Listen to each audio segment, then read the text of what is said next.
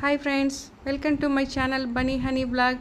ఈరోజు మనము ఆనియన్ పకోడీ చేద్దామండి. దానికి కావాల్సిన పదార్థాలు ఒక్కొక్కటిగా చెప్తాను, నోట్ చేసుకోండి.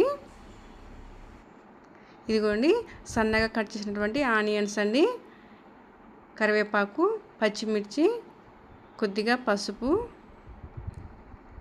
జీలకర్ర, తగినంత ఉప్పు అండి, మరియు బియ్యం పిండి, కొద్దిగా కారం కూడా వేస్తున్నానండి.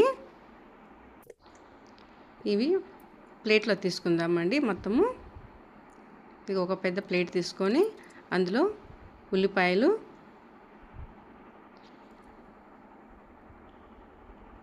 మొత్తము సన్నగా కట్ చేసి పెట్టినవి, అందులో ఉప్పు, కరివేపాకు, పచ్చిమిర్చి, జీలకర్ర కూడా వేసేసి మొత్తము బాగా కలిపాలండి. కలిపినప్పుడు ఏమంటే బాగా పడుతుందంట ఉప్పు, జీలకర్ర అవి. ఇప్పుడు అందులోనే పసుపు, బియ్యం పిండి, కారం, శనగపిండి అండి, ఒక 2.5 కప్పు తీసుకున్నాను. ఇదిగోండి, ఇప్పుడు సరిపడా మనము వాటర్ తీసుకొని కలిపేద్దాము. అంటే మరీ గట్టిగా కాకుండా మరి లూజ్గా కాకుండా కొంచెము మీడియంగా కలిపేద్దామండి. అప్పుడు మనకు పకోడీలు బాగుంటాయి. ఇందులోనే వేడైనటువంటి ఆయిల్ కూడా ఒక 1/2 స్పూన్ వేసాను. ఇప్పుడు పకోడీలు వేడిగా ఉన్నప్పుడే ఆయిల్ వేయాలండి.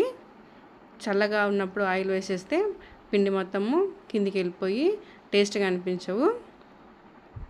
ఇదిగోండి, మీడియం ఫ్లేమ్లో ఆనియన్స్ పకోడీని ఫ్రై చేస్తున్నాను. ఈ ఆనియన్ పకోడీ మనకు ఈవినింగ్ అండి, వర్షాలు పడినప్పుడు అలాగా వేడిగా చాలా బాగుంటాయండి. ఈవినింగ్ స్నాక్గా టీ తోటి తీసుకుంటే పిల్లలు వచ్చేసరికి స్కూల్ నుంచి కూడా మనం వేడిగా చేసి పెట్టవచ్చు.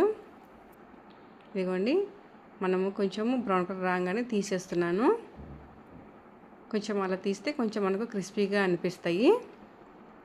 ఇదిగోండి, రెండో వాయి కూడా వేసేసాను. ఇవి కూడా తీసేస్తున్నాను.